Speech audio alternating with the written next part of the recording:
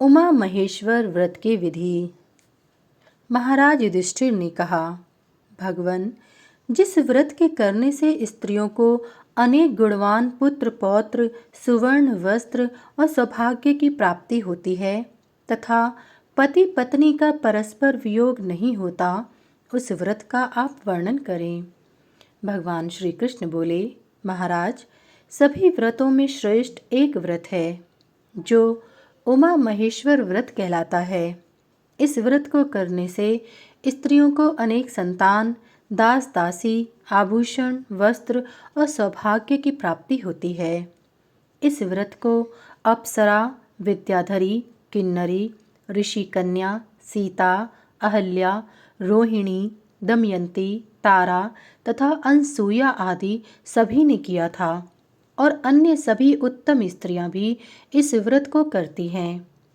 भगवती पार्वती ने सौभाग्य तथा आरोग्य प्रदान करने वाले और दरिद्रता तथा व्याधि का नाश करने वाले इस व्रत का दुर्भगा और कुरूपा तथा निर्धन स्त्रियों के हित की दृष्टि से मनुष्य लोक में प्रचार किया। धर्मपरायण स्त्री इस व्रत में मार्गशीर्ष मास के शुक्ल पक्ष की तृतीया तिथि को नियम पूर्वक उपवास करे। प्रातः उठकर पवित्र गंगा आदि नदियों में स्नान कर शिव पार्वती का ध्यान करती हुई यह मंत्र पढ़ें और भगवान शंकर की अर्धांगिनी भगवती श्री ललिता की पूजा करें।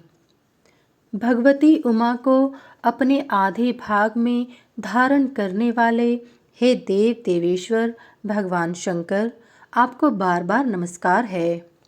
महादेवी भगवती पार्वती, आप भगवान शंकर के आधे शरीर में निवास करने वाली हैं, आपको नमस्कार है। पुनः घर आकर शरीर की शुद्धि के लिए पंचगव्य पान करें और प्रतिमा के दक्षिण भाग में भगवान शंकर और वाम भाग में भगवती पार्वती की भावना कर गंध पुष्प, गूगल, धूप, दीप और घी में पकाए गए नैवेद्यों से भक्तिपूर्वक उनकी पूजा करें। इसी प्रकार 12 महीने तक पूजन कर प्रसन्नचित हो व्रत का उद्यापन करें। भगवान शंकर की चांदी की तथा भगवती पार्वती की सुवर्ण की मूर्ति बनवाकर दोनों को चांदी के वृषभ पर स्थापित कर वस्त्राभूषणों से अलंकृत करें। अनंतर चंदन, श्वेत पुष्प, श्वेत वस्त्र आदि से भगवान शंकर की और कुंकुम, रक्त वस्त्र, रक्त पुष्प आदि से भगवती पार्वती की पूजा करनी चाहिए। फिर शिव भक्त वेद पाठी शांत चित्त ब्राह्मणों को भोजन कराना चाहिए। सभी को दक्षिणा देकर उनकी प्रदक्षिणा करके यह मंत्र पढ़ना चाहिए। सभी लोकों के पितामह भगवान शिव एवं पार्वती मेरे इस व्रत के अनुष्ठान से मुझ पर सदा प्रसन्न रहें। इस प्रकार प्रार्थना करके क्रोध रहित ब्राह्मणों को सभी सामग्रियां देकर व्रत को समाप्त करें। इस व्रत को जो स्त्री भक्ति पूर्वक करती है वह शिवजी के समीप एक कल्प तक निवास करती है।